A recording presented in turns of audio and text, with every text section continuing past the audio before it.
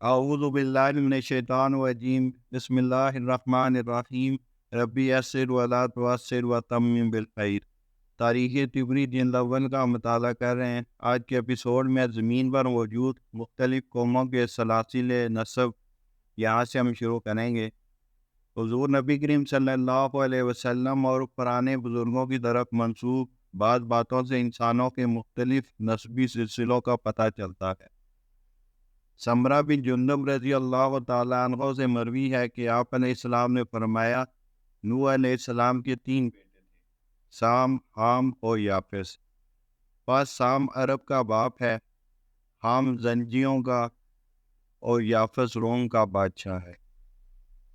حضرت سمرہ رضی اللہ تعالیٰ عنہ سے ہی ایک اور حدیث میں مروی ہے کہ آپ علیہ السلام نے فرمایا کہ نوح کے 3 بیٹے تھے، سام، حام اور یافس۔ سعید بن مسیب سے منقول ہے کہ نوح علیہ السلام کے 3 بیٹے تھے، سام، حام، یافس، اور پھر ہر ایک کے 3 بیٹے تھے۔ پس عرب، فارس اور روم سام کے بیٹے ہیں اور ان سب میں خیر ہے۔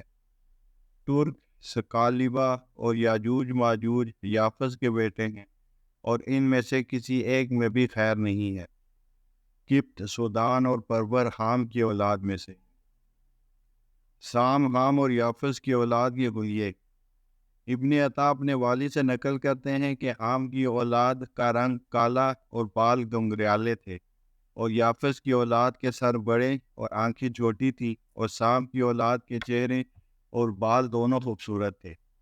نوح علیہ السلام نے حام کے لیے بددعا کی تھی کہ اس کی اولاد کے بال کانوں سے آگے نہ بڑھیں، پس جب یہ لوگ سام کی اولاد سے ملتے تو لوگ انہیں وہاں سے دور کر دیتے۔ سام اور اس کی اولاد کی عمر۔ اہل تورات کا گمان ہے کہ نوح علیہ السلام کی 500 برس عمر گزرنے کے بعد سام پیدا ہوا۔ پھر سام کی عمر کے 102 سال گزرنے پر اس کا بیٹا ارفخشد پیدا ہوا۔ ایک خیال کے مطابق سام کی جو کل عمر ہے 106 سال تھی۔ پھر ارفخشد کے ہاں 35 سال کی عمر میں کینان پیدا ہوا۔ ارفخشد کی عمر 448 سال تھی۔ پھر کینان کے ہاں 39 سال کی عمر میں شالق پیدا ہوا۔ کینان کی کل عمر کا کہیں بھی ذکر نہیں۔ پھر شالق کے ہاں 30 برس کی عمر میں عابر پیدا ہوا اور شالق کی کل عمر 435 سال تھی۔ مضبوط شہر کی تعمیر۔ پھر عابر کے ہاں فالق اور کہتان پیدا ہوئے۔ فالق طوفان نوح کے 140 سال بعد پیدا ہوا۔ طوفان نوح علیہ السلام کے زمانہ قریب میں گزرنے کے باوجود جب لوگوں کی آبادی بڑھ گئی تو انہوں نے ایک مضبوط شہر بنانے کا خیال کیا، جہاں اکٹھے مل کر رہیں یا ایک اونچا قلعہ بنائیں تاکہ اگر طوفان دوبارہ آ جائے تو اس پر چڑھ کر بچا جا سکے۔ پس اللہ تعالیٰ نے چاہا کہ ان کے کام کو مشکل کر دے اور ان کے گمان کے خلاف کر کے ان کو بتا دے کہ قوت اور طاقت صرف اللہ تعالیٰ ہی کے لیے۔ پھر اللہ تعالیٰ نے ان کی جماعت کو بکھیر دیا اور ان کی جمعیت کو توڑ ڈالا۔ عابر کی عمر 476 برس تھی۔ حضرت ابراہیم علیہ السلام کے والد کی پیدائش۔ فالق کے ہاں 30 برس کی عمر میں ارخوا پیدا ہوا۔ فالق کی کل عمر 239 سال تھی۔ پھر ارخوا کے ہاں 32 سال کی عمر میں ساروخ پیدا ہوا۔ ارغوا کی کل عمر بھی 239 برس تھی۔ پھر ساروخ کے ہاں 30 برس کی عمر میں ناہور پیدا ہوا۔ ساروخ کی کل عمر ناہور کا بیٹا تاریخ پیدا ہوا۔ یہ نام اس کے والد نے رکھا، لیکن بعد میں جب نمرود کے بتوں کا نگراں بنا دیا گیا تو ابراہیم علیہ السلام کے والد کا نام آزر پڑ گیا۔ کہا جاتا ہے کہ ابراہیم علیہ السلام کے والد کا نام آزر نہیں تھا بلکہ آزر تو ایک بت کا نام تھا۔ یہ مجاہد کا قول ہے۔ یہ بھی کہا جاتا ہے کہ اس میں کوئی عیب تھا جس کی وجہ سے نام آزر پڑ گیا، جس کے معنی ٹیڑھا ہیں۔ آزر کی پیدائش کے وقت ناہور کی عمر 27 برس تھی اور ناہور کی کل عمر 248 سال ہوئی۔ ولادت ابراہیم علیہ السلام۔ اور پھر تارے کے ہاں ابراہیم علیہ السلام پیدا ہوئے۔ طوفان نوح اور ابراہیم علیہ السلام کی پیدائش میں 1079 برس کا فرق ہے، جبکہ بعض اہل کتاب کا کہنا ہے کہ طوفان نوح اور ابراہیم علیہ السلام کی پیدائش کے درمیان 1263 سال کا فرق ہے۔ اور آدم علیہ السلام کی تخلیق کے 3335 سال بعد واقعہ یہ پیش آیا۔ قحطان بن عابر کے ہاں یارب پیدا ہوا، اور یارب کا ایک بیٹا یسجب، اور یسجب کے ہاں سبا، سبا کے ہاں حمیر بن سبا، کہلان بن سبا، عمر بن سبا، انوار بن سبا، مر بن سبا، عامل بن سبا پیدا ہوئے، اور پھر عمر بن سبا کے ہاں عدی بن عمر، اور عدی کے ہاں تم بن عدی، اور جزام بن عدی پیدا ہوئے۔ افریدون، اہل فارس کے بعد ماہرین صاحب کا کہنا ہے کہ نوح علیہ السلام ہی افریدون تھے، جنہوں نے اژدہاک پر غلبہ پا لیا تھا اور اس سے اس کا ملک چھین لیا تھا، اور بعض کا کہنا ہے کہ افریدون ابراہیم علیہ السلام کے زمانے کا ذوالقرنین تھا، اور بعض سلیمان بن داؤد علیہ السلام کو افریدون کہتے ہیں۔ یہاں اس بات کا ذکر کرنے کا مقصد یہ ہے کہ افریدون نوح علیہ السلام ہی ہیں، کیونکہ اس کا قصہ اکثر معاملات میں نوح علیہ السلام سے مشابہ ہے۔ مثلاً 3 بیٹے، عدل و انصاف، اچھے اخلاق۔ ضحاک کے اس کے ہاتھوں ہلاک ہونے میں ایک قول یہ بھی ہے کہ نوح علیہ السلام کو ضحاک کی قوم کی طرف بھیجا گیا، پھر ضحاک نوح علیہ السلام کے ہاتھوں ہلاک ہوا۔ البتہ اہل فارس نے جو اس کی نسبت بتائی ہے وہ پیچھے گزر چکی ہے۔ افریدون بادشاہ جمشید کی اولاد میں سے تھا، جس کو ضحاک نے قتل کیا تھا، اور اس میں اور جمشید بادشاہ میں 10 پشتوں کا فاصلہ تھا۔ دنیا میں پہلا طبیب ماہر نجوم ہشام بن محمد سے مروی ہے کہ ہمیں پتہ چلا کہ افریدون جمشید کی اولاد میں سے تھا، جو کہ ضحاک سے پہلے گزرا ہے، اور یہ بھی گمان کرتے ہیں کہ وہ اس کے بیٹوں میں سے نواں تھا۔ اس کی جائے پیدائش دیناون ہے، اور وہاں سے نکل کر ضحاک کے علاقے میں آیا اور اسے پکڑ کر باندھ دیا، اور پھر 2 سال تک حکومت کی، ظلم کا خاتمہ کیا، اور لوگوں اللہ تعالیٰ کی عبادت کی طرف بلایا اور احسان کرنے کا حکم دیا۔ اور ضحاک نے جن لوگوں کی زمینیں غصب کر رکھی تھی اور جن زمینوں کا کوئی مالک نہ تھا، انہیں عوام الناس اور غریبوں میں بانٹ دیا۔ کہا جاتا ہے کہ یہ پہلا شخص تھا جس کو صوابی کا لقب دیا گیا، اور یہی پہلا شخص ہے جس نے علم طب اور نجوم میں غور و فکر شروع کیا۔ افریدون کی اولاد۔ افریدون نے اپنے ملک کو 3 حصوں میں تقسیم کر دیا۔ اس نے لاٹری سسٹم اپنایا، اور جو حصہ جس کی قسمت میں آ گیا وہ اسے مل گیا۔ اس طرح روم اور مغرب کے علاقہ جات سلم کے حصے میں آئے، ترک اور چین توج کے حصے میں، اور عراق اور ہند ایرج کے حصے میں آئے۔ لہذا اس نے تاج و تخت ایرج کے حوالے کر دیا۔ افریدون کے فوت ہونے کے بعد ایرج کے دونوں بھائیوں نے اس پر حملہ کر کے اس کو قتل کر دیا، اور پھر دونوں نے مل کر 300 سال تک حکومت کی۔ افریدون کے باپ۔ اہل فارس کا گمان ہے کہ افریدون کے 10 باپ تھے، اور ہر ایک کو اسفیان ہی کہا جاتا تھا، اور یہ انہوں نے اپنی اولاد کے بارے میں ضحاک سے ڈرتے ہوئے کہا تھا کہ ان میں سے ضحاک کے ملک پر حملہ کر کے اس نے جمشید بادشاہ کے خون کا بدلہ لیں گے۔ وہ مخصوص القاب کے ذریعے پہچانے جاتے تھے، جیسا کہ ایک کو سرخ گایوں والا اسفیان، اور ایک کو سفید و سیاہ داغ والی گایوں والا اسفیان، اور ایک کو مٹیالے رنگ کی گایوں والا کہا جاتا تھا۔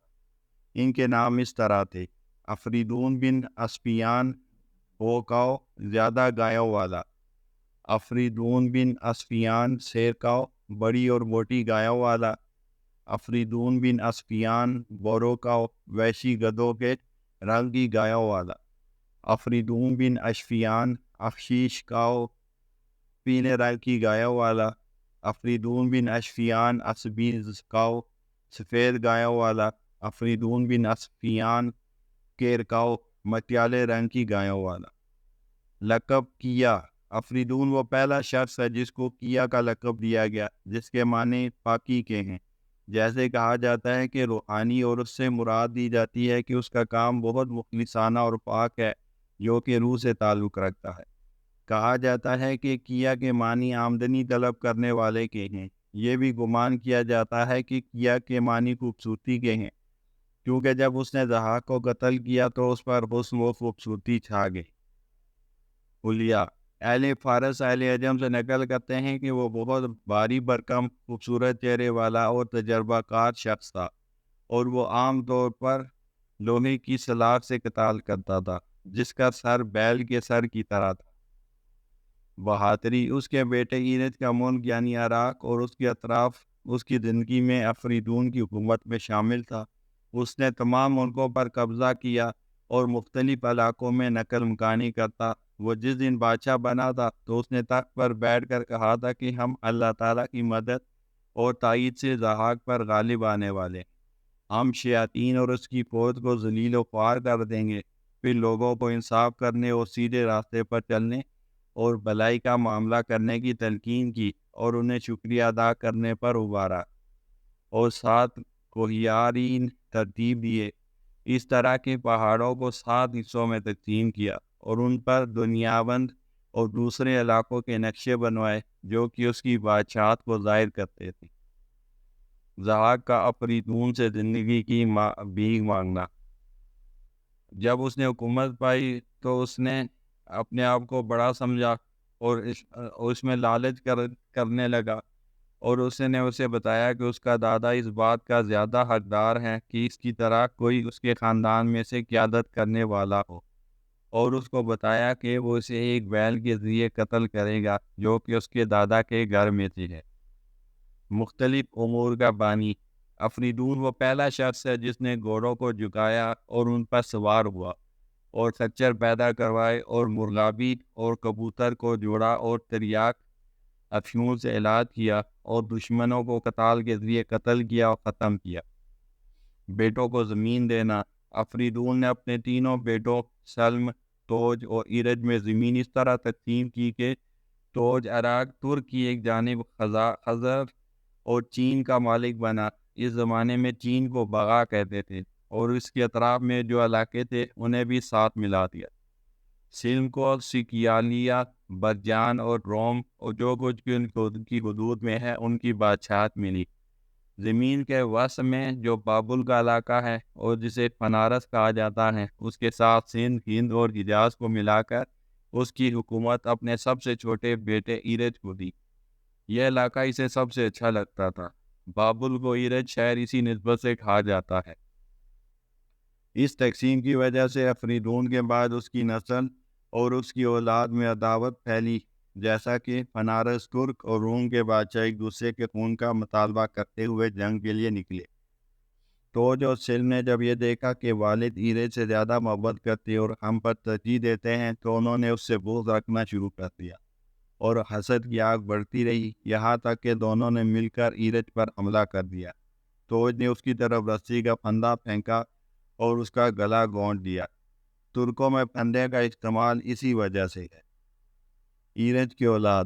ایرج کے 2 بیٹے تھے، ایک کا نام وفتان تھا اور دوسرے کا اسٹوپا تھا، اور ایک بیٹی تھی جس کا نام خوزک تھا، اسے خوشک بھی کہا جاتا ہے۔ سلم اور توج نے ایرج کے ساتھ اس کے دونوں بیٹوں کو بھی قتل کر دیا اور صرف ایک بیٹی باقی بچی، مہر جان۔ افریدون جس دن ضحاک پر غالب آیا وہ مہر ماہ کا روز مہر تھا۔ لوگوں نے ضحاک کے فتنے کے ختم ہونے کی وجہ سے اس دن عید منانا شروع کر دی اور اس دن کا نام مہر جان رکھا۔ حاصل کلام افریدون ایک جبار اور عادل بادشاہ تھا۔ اس کا قد 9 نیزوں کے برابر لمبا تھا اور نیزہ بھی ایسا کہ جس کے 3 حصے ہوں، اور اس جسم کی چوڑائی 3 نیزے تھی اور اس کے سینے کی چوڑائی 4 نیزے تھی، اور وہ اہل سودان کے باقی ماندہ آل نمرود اور نبت کی پیروی کرتا تھا۔ خودلی کی تکذیب کا خمیازہ۔